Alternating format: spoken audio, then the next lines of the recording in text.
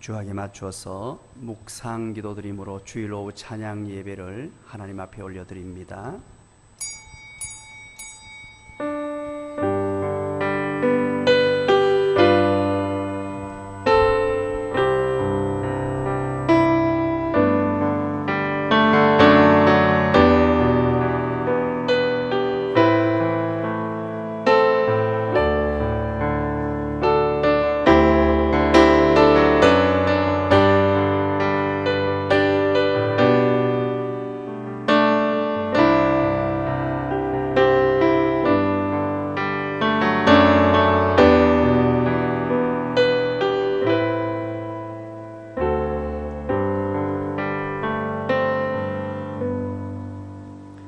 새 노래로 여호와께 노래하라. 온 땅이여 여호와께 노래할지어다. 여호와께 노래하여 그의 이름을 송축하며 그의 구원을 날마다 전파할지어다. 아멘. 살아계신 하나님 아버지 감사합니다.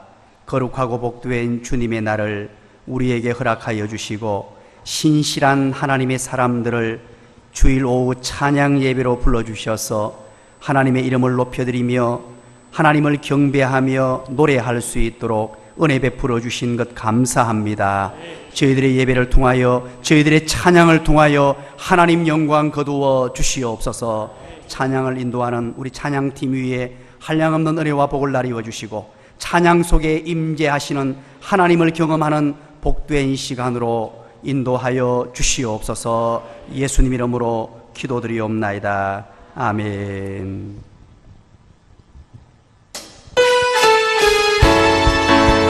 기뻐하며 승리의 노래 부르리. 손뼉치며 주를 찬양합시다. 기뻐하며 승리의 노래 부르리. 그 백성 중 가운데 복지이시네. 그 사랑으로 억눌렸던 자고와 칭찬과 명성 얻게 하시네. 아멘. 전심으로 기뻐하리. 전능의 왕 함께하시네. 기뻐해지며 주께 두 손들이 주를 주며 왕된 찬양에 본권수를 변하신 주님 전능의 왕 함께하시네. 기뻐하며 승리의 노래 부르리. 기뻐하며 승리의 노래 부르리. 백성 중 가운데 복지이시네. 사랑으로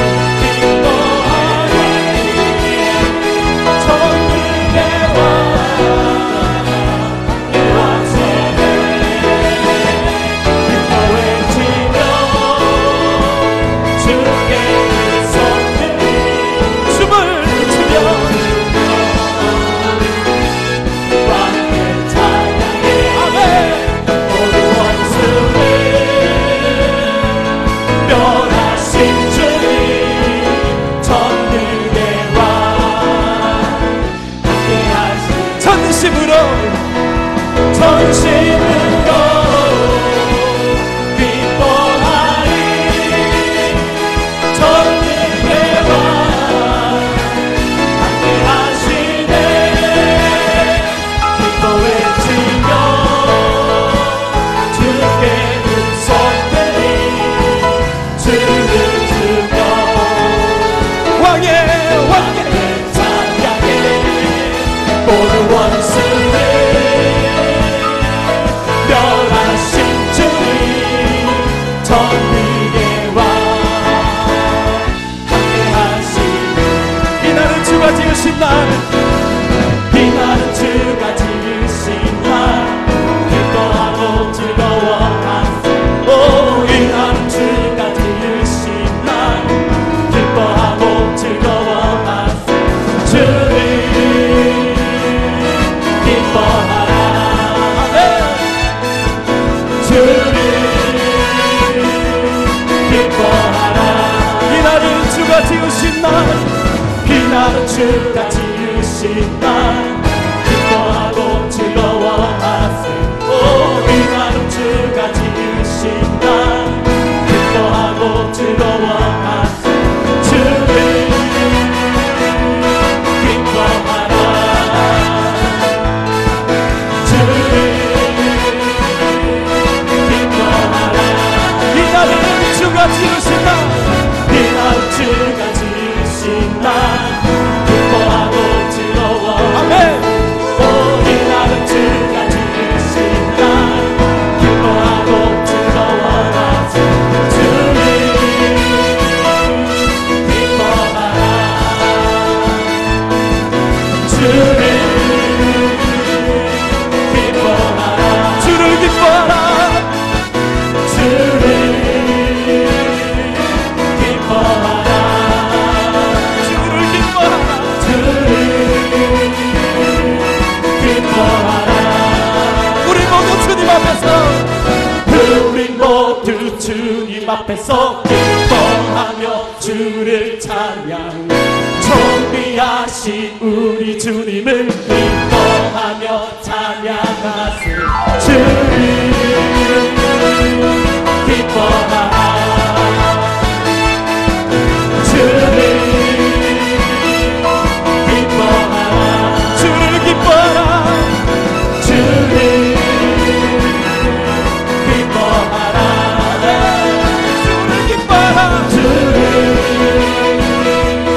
기뻐하라 존귀하고 존귀하신 주님 존귀하고 존귀하신 주 항상 찬양과 경배 감사하신 주님 존귀하고 존귀하신 주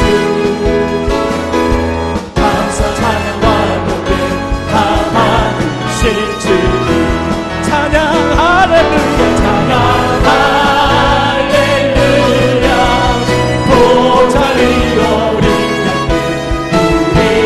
경배하며 영광 돌리게 오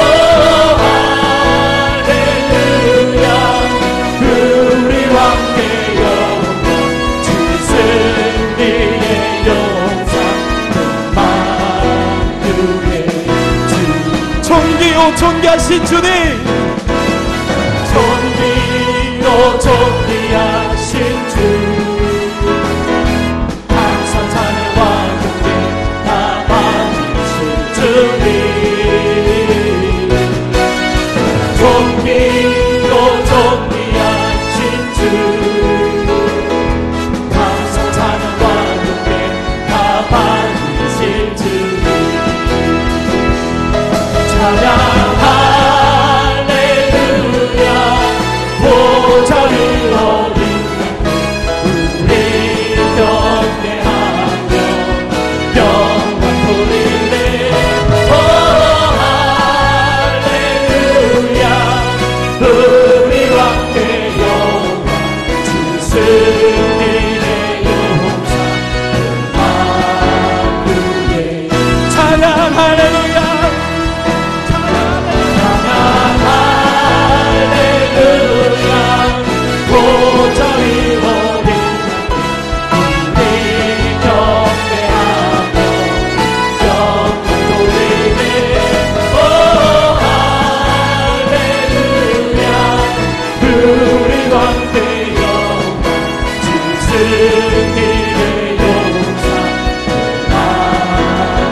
목소리 높여 찬양 할렐루야 찬양 할렐루야 보좌 위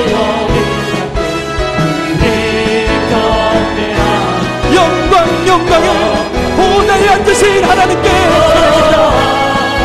할렐루야 우리 왕의 영광 주 승리의 영광 만유의 주님 할렐루야 존귀하신 주 이름을 찬양합니다. 우리 뜨거운 박수로 하나님을 찬양합시다. 찬양 할렐루야 보좌 위로 임양들 우리를 경배하며 영광 돌리네 오 할렐루야 우리 왕의 영광 주 승리의 영광 만유의 주님만을 찬양합니다.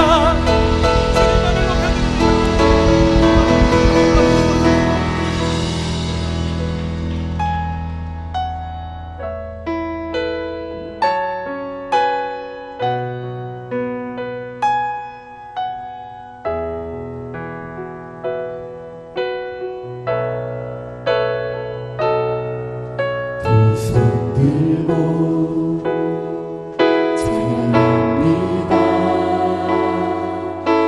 오실와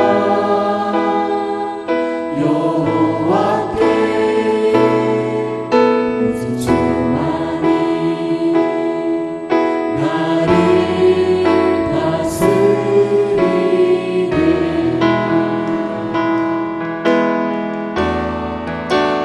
주님만을 섬기 헛된 마음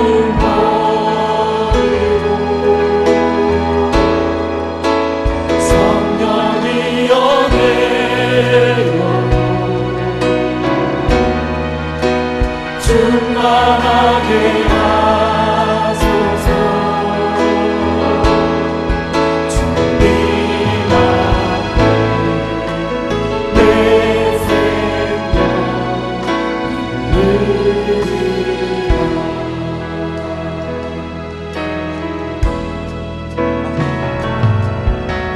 손 들고 찬양합니다 시와 여호와께 천만이 나를 다스리네 아멘 나 주님만을 섬기 헛된 마음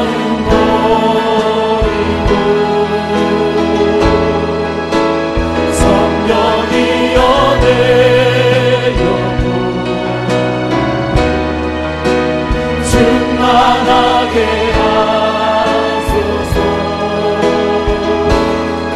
주님 앞에 내 생명 드리라 우리 다시 한번 믿음으로 고백합시다. 두 손 들고 주님을 찬양합니다.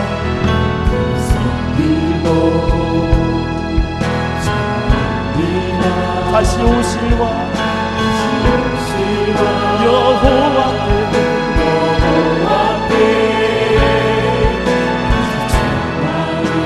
나를 다스리소서. 하나님의 영을 다스려 주시옵소서.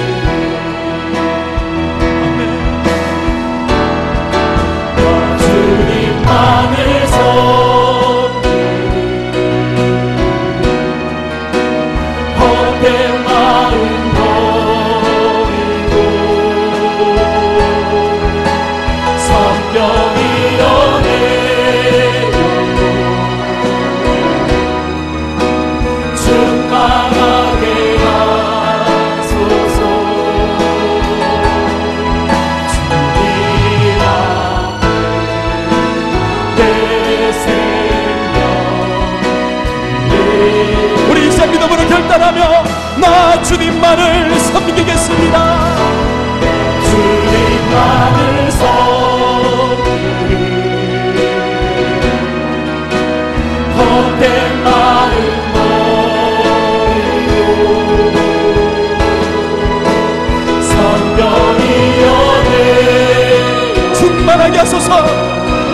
충만하게 하소서. 충만하게 하소서.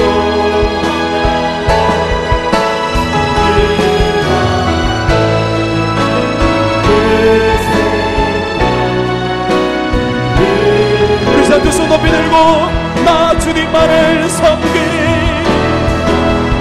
주님만을 섬기리. 헛된 마음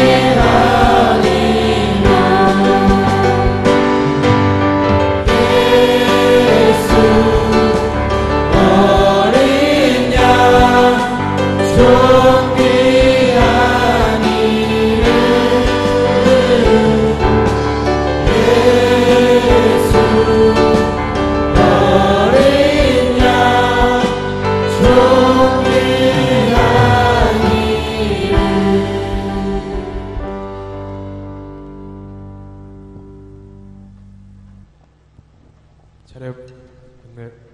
예, 감사합니다.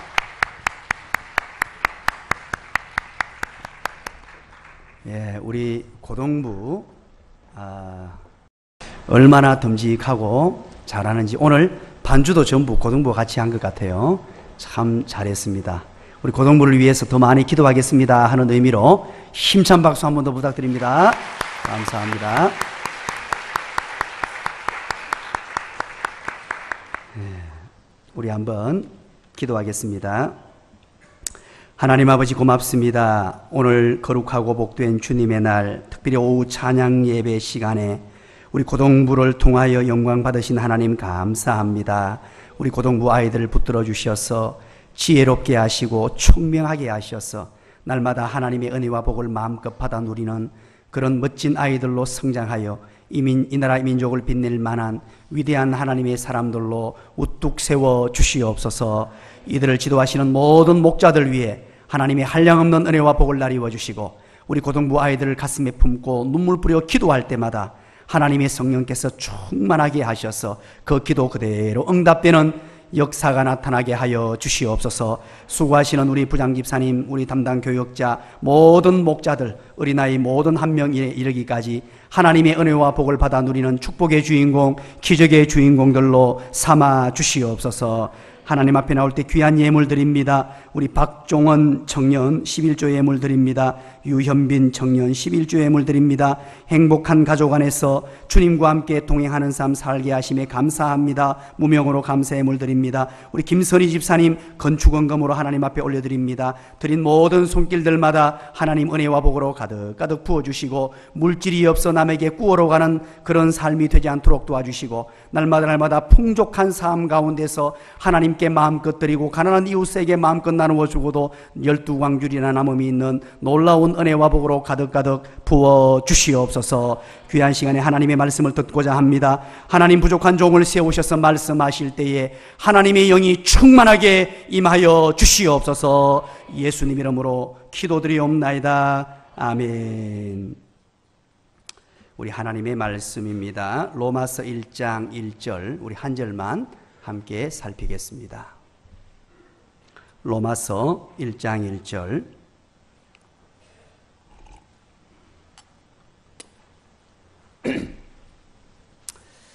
로마서 239면이지요. 찾았으면 우리 똑같은 목소리로 함께 읽도록 하겠습니다.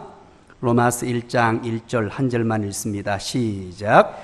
예수 그리스도의 종 바울은 사도로 부르심을 받아 하나님의 복음을 위하여 택정함을 입었으니. 아멘. 우리 옆에 사람 앞뒤 사람을 한번 인사하겠습니다. 오늘도 잘 오셨습니다. 은혜 많이 받으시기 바랍니다. 예. 행복한 당신의 모습을 보니 사막에서 오아시스를 만난 것 같습니다.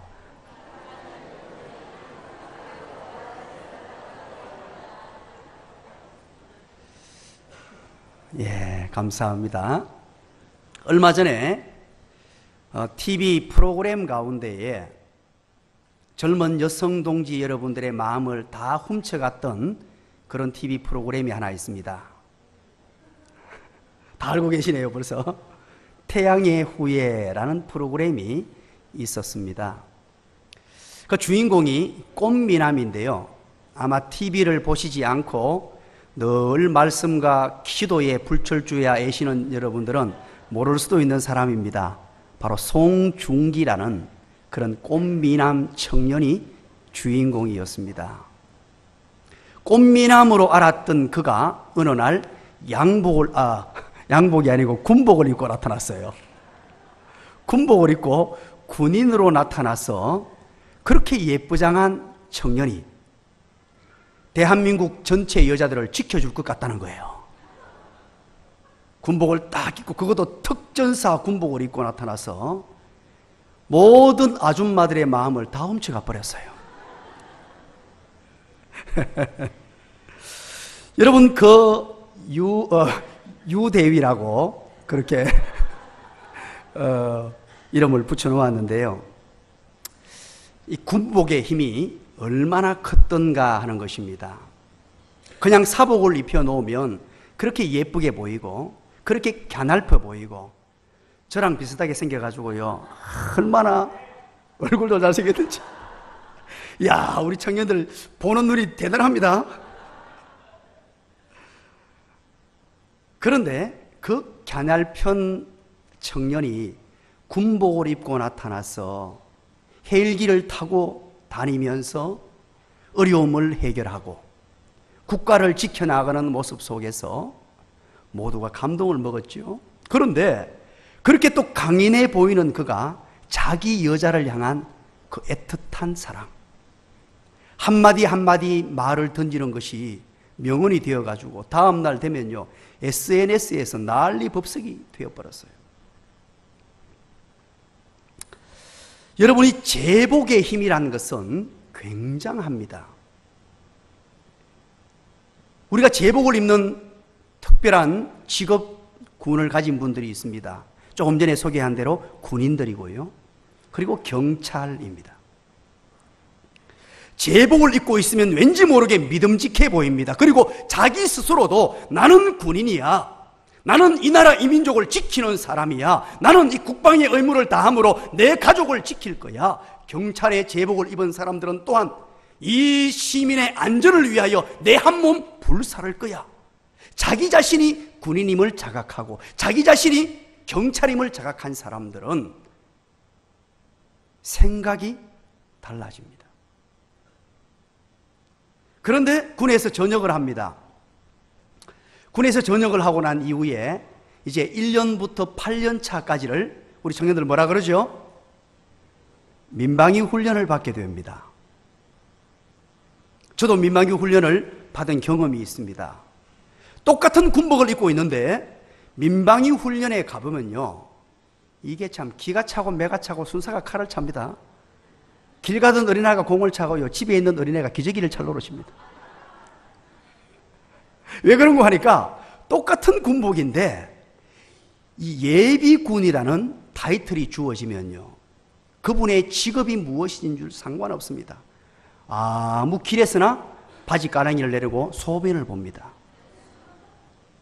그냥 침을 아무렇게나 뱉고 아무 말이나 내뱉고 모자는 삐뚤하게 쓰고 옷은 다 끄집어내가지고요, 군복인데 군인이 아닌 듯한, 신발도 끄레기를 다 풀고. 왜 그럴까요? 나는 이제 군에서 전역했다, 나는 예비군이다. 이제 자기 자신을 어떻게 인식하고 자기 자신을 어떻게 받아들이느냐에 따라서 마음 자세가 바뀐다는 것입니다. 사랑하는 여러분, 저와 여러분에게 한번 물어보시기 바랍니다. 나는 누구인가? 나는 누구입니까? 이것은 철학적 물음이기도 합니다. 상당히 심오한 대답을 내어놓을 수 있는 물음이기도 합니다. 이 물음 때문에 수많은 철학자들이 나는 누구인가를 밝히기 시작했습니다.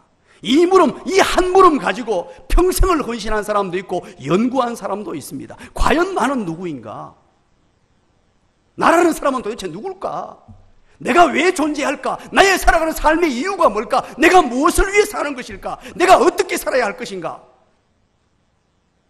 이 물음과 많은 사람들이 사투를 벌였고 지금도 벌이고 있습니다. 그런데 대답을 잘 찾지를 못합니다.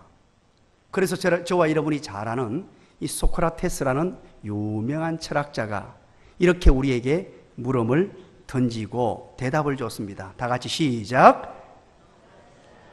너 자신을 알아라. 이런 유명한 말을 했습니다. 오늘 우리는 로마서 1장 1절 한 절을 읽었습니다. 이 1절 한 절 속에 우리가 그토록 존경하고 흠모하는 신앙의 삶을 살았던 위대한 하나님의 사람 바울의 자기 정체 인식이 기록되어 있습니다. 나는 누구인가를 명확하게 알고 있었으며 그것을 밝혀두고 있는 것을 보게 됩니다. 나는 누구냐? 자기 정체 인식, 혹은 자기 정체감. 2000년 전에 살았던 바울이 자기를 누구로 느꼈는가 하는 문제는 오늘을 살고 있는 저와 여러분에게도 매우 중요한 해답이 됩니다. 왜냐하면 바울은 기독교사를 통틀어서 가장 상징적인 그리스도인이었습니다. 그런가 하면 가장 대표적인 그리스도인이 바로 바울이었습니다. 가장 위대한 하나님의 사람이었으며 예수를 믿으면 이와 같이 믿어야 된다라고 할 정도로 가장 모범된 삶을 살았으며 가장 아름다운 삶을, 가장 성도다운 삶을 살았던 사람이 바로 바울이었기 때문에 이 바울이 자기 자신을 어떻게 인식하고 있었느냐, 바울이 자기 자신을 어떻게 이해하고 있었느냐 하는 이 물음은 굉장히 중요합니다. 오늘 우리는 이 본문을 살피면서 아주 간단하게 세 가지로 나는 누구인가에 대한 이 물음의 답을 찾으려고 합니다. 먼저 1장 1절 다시 한번 읽어보겠습니다. 그런 의미를 가지고 바울은 나를 누구라고 밝히고 있는지 그 의미를 생각하면서 1절 다시 한번 더 읽겠습니다. 시작. 예수 그리스도의 종 바울은 사도로 부르심을 받아 하나님의 복음을 위하여 택정함을 입었으니. 아멘. 첫 번째 따라서 합니다. 나는 종입니다. 바울이 밝혔습니다. 나는 종입니다. 나는 누구이냐 이 물음 앞에 나는 종입니다. 한치의 망설임도 없이 아주 당당한 필체로 서내려가길 나는 종입니다. 이렇게 밝히고 있습니다. 이 대답은요, 우리로 하여금 상당히 당혹스럽게 만듭니다. 종으로 자처하는 사람이 어디 있습니까? 자기 자랑, 자기 과시, 심지어 오늘날 이 시대를 자기 PR 시대라고 할 정도로 자기를 드러내는 시대에 우리는 살고 있습니다. 그런데 종이라니요. 오늘 이 종이라는 단어는 헬라어로 둘로스라는 단어를 쓰고 있습니다. 이 둘로스라는 단어는 그대로 쉽게 번역하면 노예라는 뜻이에요. 노예. 나는 노예입니다 라고 이렇게 말하고 있습니다. 우리가 사는 이 시대에 노예가 없으니까 노예가 얼마나 천한 신분이었는지 여러분 상상도 되지 않을 것입니다. 요즘 SNS에 올라오는 것을 보니까요, 불과 몇백 년 전에 서구에 일어났던 일들이 그림으로 이렇게 올라왔는 게 있더라고요. 제가 그걸 보고 좀 충격을 받았습니다. 세월이 많이 흐른 것도 아니에요. 몇백 년밖에 지나지 않았는데 서구의 사람들 중에 아주 재밌게 즐긴 것이 있었습니다. 그게 뭐냐?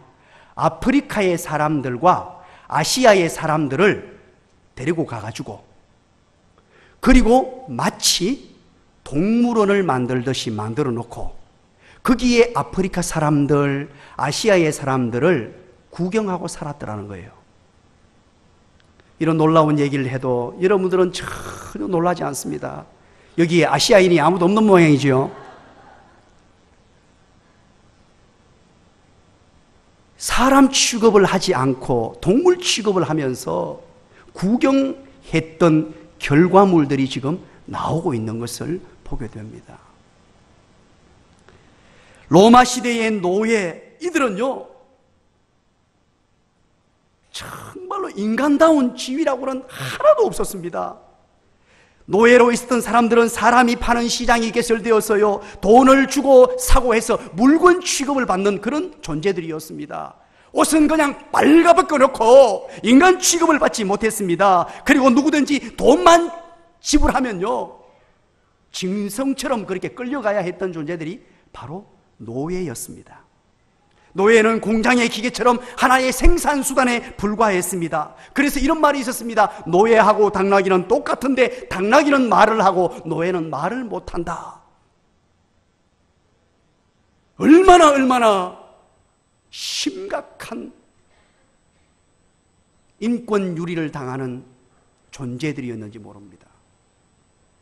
이 사실들을 모두 알고 있던 이 바울이 서슴없이 로마서를 시작하면서 로마서뿐입니까? 모든 바울 서신에서 시작하면서 당당한 필체로 나는 종입니다 라고 자기 정체 인식을 드러내고 있습니다. 나는 종입니다. 나는 종입니다. 수많은 사람들에게 그렇게 밝히고 있습니다. 편지를 읽는 사람들아, 편지를 보는 사람들아, 수많은 사람들아, 봐라, 나는 종이다. 이것을 당당하게 너무너무 자신감 있게 밝히고 있는 것을 오늘 우리는 확인하게 됩니다. 바울은 당대의 석학이었습니다. 요즘식으로 표현하자면요, 하버드대 법대 수석자였습니다. 머리가 비상한 사람이었습니다. 당시 최고 학부라는 가말리엘 문화생이었어요.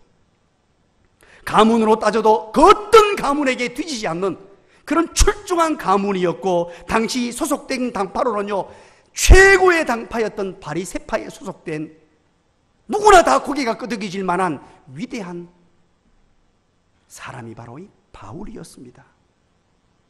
그런데 그가 서슴없이 나 자신을 노예라고 밝히고 있습니다. 자, 그럼 제가 묻습니다. 오늘 이 1장 1절에서 누구의 노예라고 밝히고 있는지 한번 보십시오. 누구의 노예죠? 다 같이 한번 읽어볼까요? 시작. 예, 그렇습니다. 예수 그리스도의 종이라고 밝히고 있습니다. 오늘 이 본문에서 우리는 잠깐 생각을 또 한번 깊이 해봐야 됩니다. 바울이 예수님이 그리스도가 아니다는 것 때문에 목숨을 걸었던 사람이에요. 자, 여기서 예수라는 것은 사람의 이름입니다. 어떤 이름이죠? 경구, 종우님. 갑자기 종우 가려고 갑자기 머리가 준비. 이런 이름이에요, 이름. 그리스도는 뭐죠? 직함을 말합니다. 헬라어로 그리스도인데 히브리어로는 메시아입니다. 바로 기름 부은 받은 종 메시아.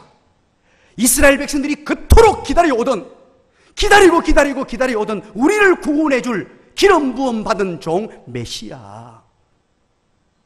바울은요, 예수가 그리스도가 아니라는 것 때문에 목숨을 걸은 사람이었어요. 어떻게 예수가 메시아가 될 수 있냐는 거예요. 어떻게 예수가 인류를 구원할 기름 부은 주님의 종이 될 수 있냐는 거예요. 그게 아니기 때문에, 그게 아니라는 걸 확신했기 때문에 예수 믿는 사람들을 잡아 죽이기 시작하고 핍박하기 시작했습니다. 국내에서 핍박하다가 도저히 안 되니까 해외까지 나갔습니다. 다메섹까지 가서 그들을 잡아 오려고 혈안이 되어 있던 사람이 바로 바울이었습니다. 구약의 영광스러운 메시아 사역을 이해하기를 그렇게 영광스럽게 오신 메시아로 이해하고 있었는데, 어떻게 메시아가 십자가 처형을 받은 죄수가 될 수 있느냐? 이건 아니다. 바울이 보기에는 예수님이 신성모독자였습니다. 어떻게 자기 자신이 예수 그리스도라고 하느냐? 이건 말도 안 된다. 그러면서 사도행전 7장에 보면요, 스데반을 죽이는데 앞장서서 스데반을 죽이는 일에 가담한 사람이 누구였죠? 바울이었습니다. 왜? 예수님을 추종하고 예수님을 따른다는 단 한 가지 이유 때문이었습니다. 예수가 그리스도가 아니라는 사실 때문에 생명을 다하던 그가 갑자기 바뀌어요. 그리고 그 이후에 바울 서신에서 뭐라고 기록하느냐? 예수 그리스도를 고유명사로 만들어버립니다. 후대의 사람은 전혀 모를 정도로 이제 예수님이란 단어가 붙으면, 예수님이란 이름이 붙으면 곧바로 그리스도란 단어가 딱 나오도록 고유명사와 만들어버리는 분이 누구냐? 바로 바울이었습니다.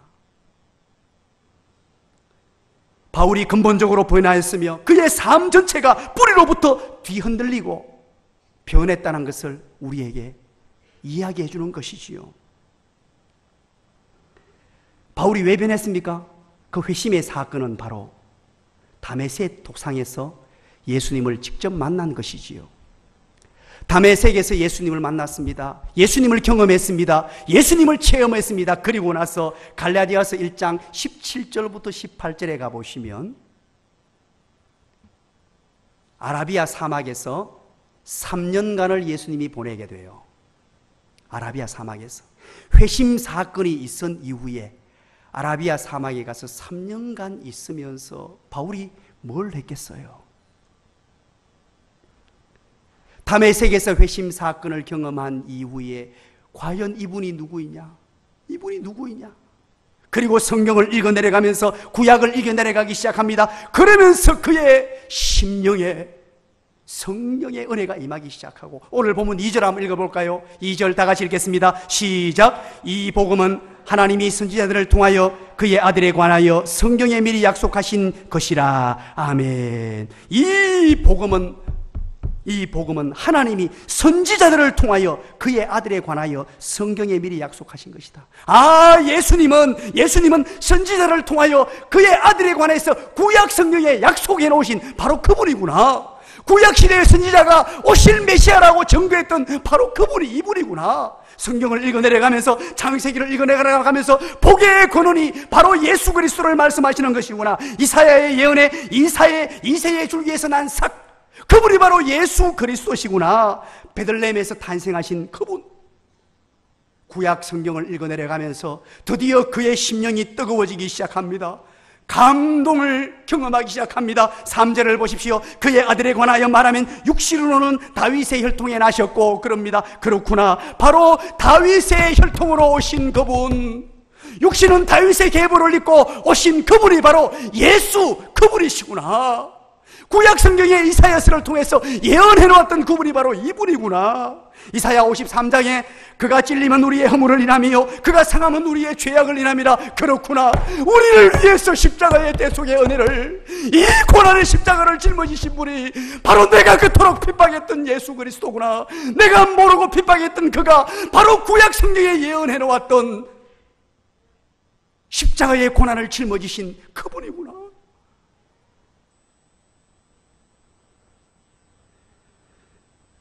여러분, 바울이 이 말씀을 읽어내려가면서, 말씀을 연구하면서 얼마나 울었겠어요? 내가 그토록 핍박했던 그분이, 내가 그토록 핍박했던 예수님이 구약 성경에서 그렇게 선지자들이 예언해 놓았던 그분이었구나. 메시아가 맞구나. 그리스도시구나. 얼마나 가슴이 벅차서 소리 질렀겠습니까? 이것을 깨달았을 때의 아라비아 광야에서 얼마나 외쳤겠습니까? 나의 주 나의 하나님, 나의 주 나의 하나님, 나는 당신의 종입니다. 나는 당신의 노예입니다. 나의 주 나의 하나님이여 나를 용서하소서.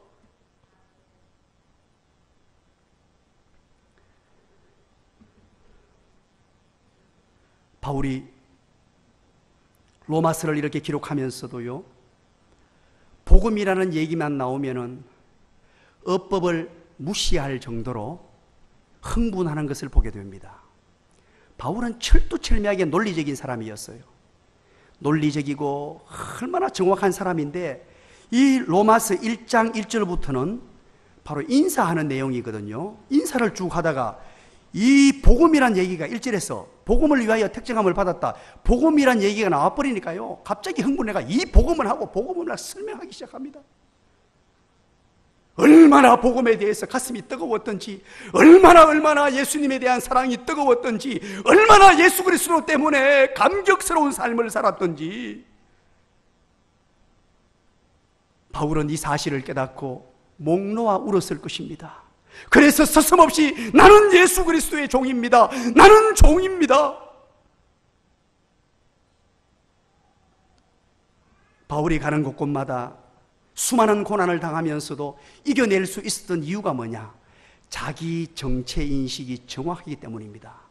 나는 예수님의 종입니다. 이 종이라는 사실을 깨닫고 있었기 때문에 어떤 고난이 오고 어떤 역경이 와도 그것을 당당하게 이겨낼 수 있었습니다. 사랑하는 여러분, 나는 누구입니까? 자, 여러분들을 이름을 넣어서 한번 해보시기 바랍니다. 나 예수 그리스도의 종 나 이경구. 시작. 이경구 하는 사람 아무도 없네요. 나는 종입니다. 신앙생활 하면서 이것을 정확하게 이해하셔야 신앙생활이 행복합니다.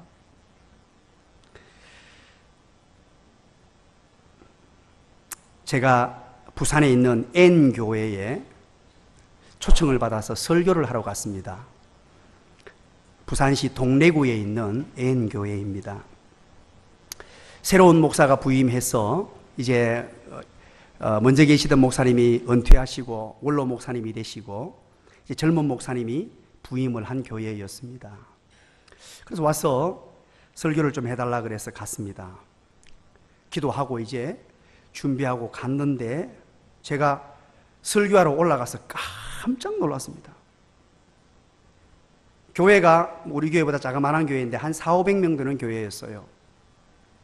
제일 앞자리에 장로님이 탁 앉으셔가지고 팔짱을 탁 끼고 눈을 딱 감고 요래가 탁 있는 거예요.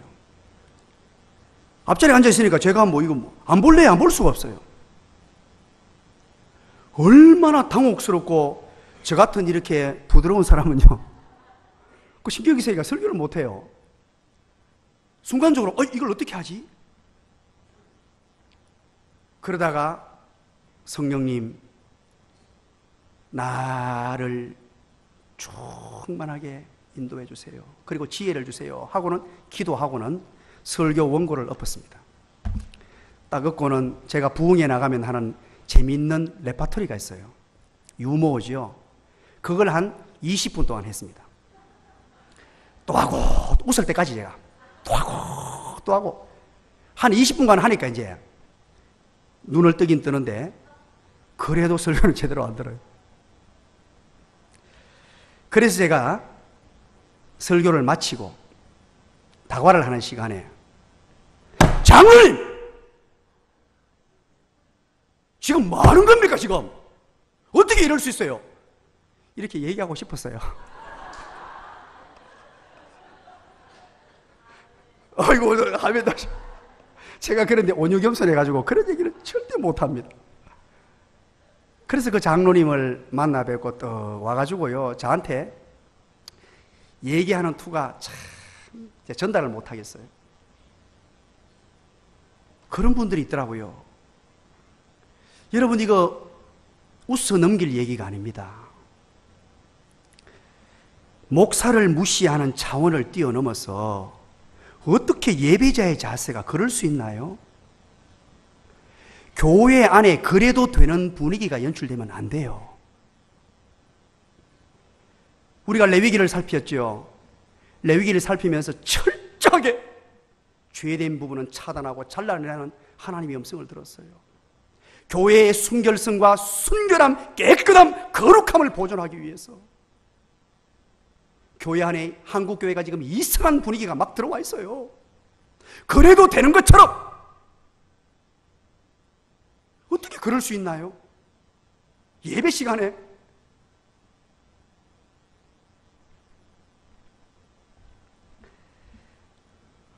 부산의 동구에 있는 제2교회에 설교를 갔었습니다. 거기는 한 600~700명 되는 교회였는데요. 제가 신학교 강의를 한 6년간 했었어요. 신학교 강의를 하는데 학생들 중에 그 교회에 이제 젊은 권사님이 계셨어요. 남편은 젊은 장로님이시고 젊은 권사님이 계셨는데 그 학생이 수업을 너무 잘 들었어요. 너무 잘 듣고 막 이제 교수님 하면서 수업 시작만 되면 어떤 데는 꽃도 갖다 놓고 음료수도 갖다 놓고 맛있는 것도 갖다 놓고 막 그렇게 잘했어요. 그리고 수업 시간인데 아멘 하시고 막 그러더니만 교회에 가가지고 자랑을 엄청나게 했는 것 같아요. 남편 붙들고 우리 이경구 목사님 그냥 나팔을 분 것 같아요. 그리고 다른 장로님 붙들고 우리 이경구 목사님 얼마나 자랑을 해놨는데 그 교회에서 이제 설교 좀 해달라고 초청이 왔어요. 그 처음에 아무것도 모르고 갔어요.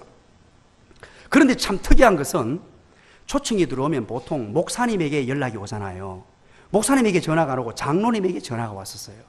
그래서 장로님에게 전화 오길래 뭐 물어보기가 뭐였어? 예, 알겠습니다. 그러고 이제 스케줄을 잡아가지고 갔는데 딱 들어가서 이제 손님을 접견하는 접견실이 있잖아요. 차를 마시는데 장로님들이 우르르 오시더니만 하는 얘기가, 목사님, 우리 교회에 지금 담임 목사님 안 계십니다. 그러더라고요. 그래서 예, 목사님 어디 갔습니까? 그러니까 예, 뭐 사정은 나중에 말씀드리고요. 목사님께서 목회를 워낙 잘하신다 해가지고 목사님을 우리 교회 청빙하려고 선보라고 불러십니다. 이렇게 하는 거예요.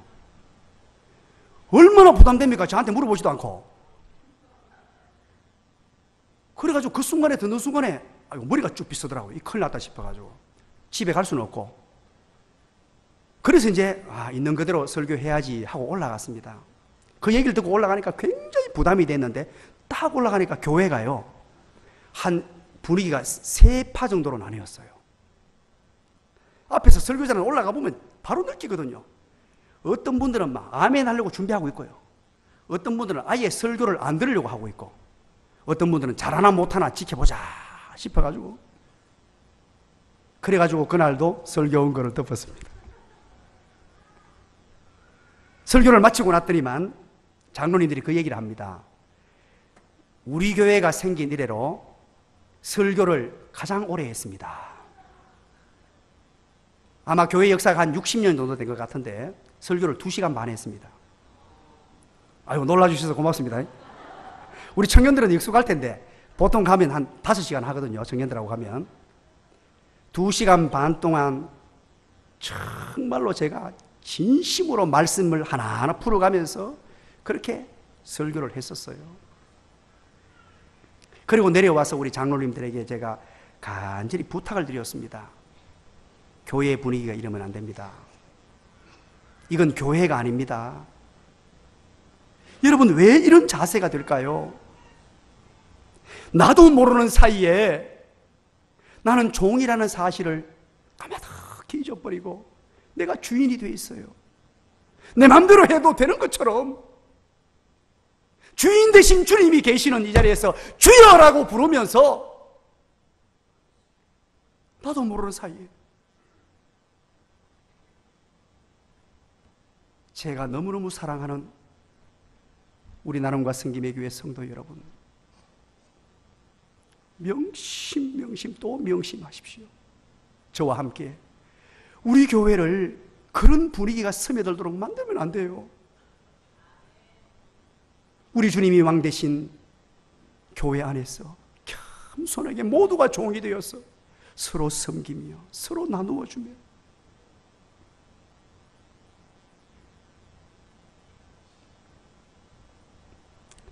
자, 우리 옆에 사람에게 다짐하면서 한번 격려하기를 원합니다.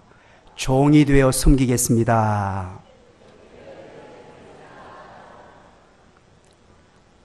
아유, 아름다우십니다. 고맙습니다.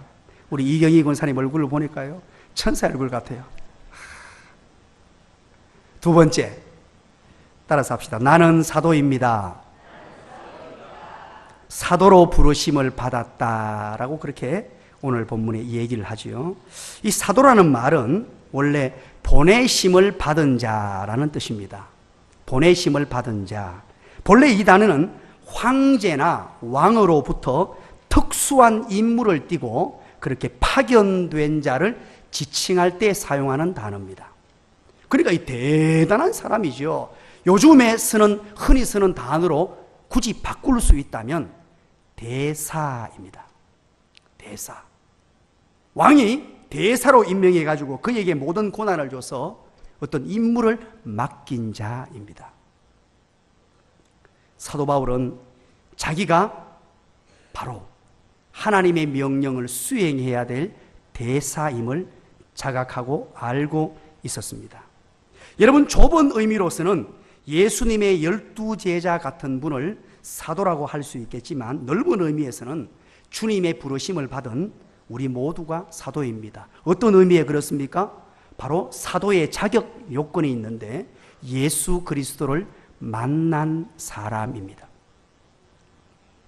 예수 그리스도를 만나서 예수 그리스도의 명령을 수행하는 사람, 예수님을 만난 이후에 예수님께서 나에게 명령하신 것, 이것을 전하고 사는 사람, 이게 사도입니다. 자, 이 사도와 더불어서 이제 1절 마지막 부분에 하나님의 복음을 위하여 택정함을 받았으니 라고 말하죠. 세 번째, 따라서 합니다. 나는 복음 전하는 자입니다. 바로 복음 전하는 자라는 자기 정체 인식을 가지고 있었습니다. 여러분, 사도는 임무를 받고 보내심을 받은 자라고 말씀을 드렸습니다. 그런데 그 임무가 뭐냐? 다른 임무가 아니고 바로 복음 전파라는 것입니다. 우리 주님께서 우리를 사도로 부르시고 사도로 세워주셨는데 그 이유는 바로 복음을 전하는 자가 되어라 하는 것입니다. 사도 바울은 예수 그리스도를 만난 이후에 감격스러웠습니다. 이루 주체할 수 없는 행복을 맛보았습니다. 펑펑 울었을 것입니다. 그리고 이 사도라는 자기 정체 인식을 깨닫고 난 이후에 복음 전파를 위해서 자기 생애를 바칩니다.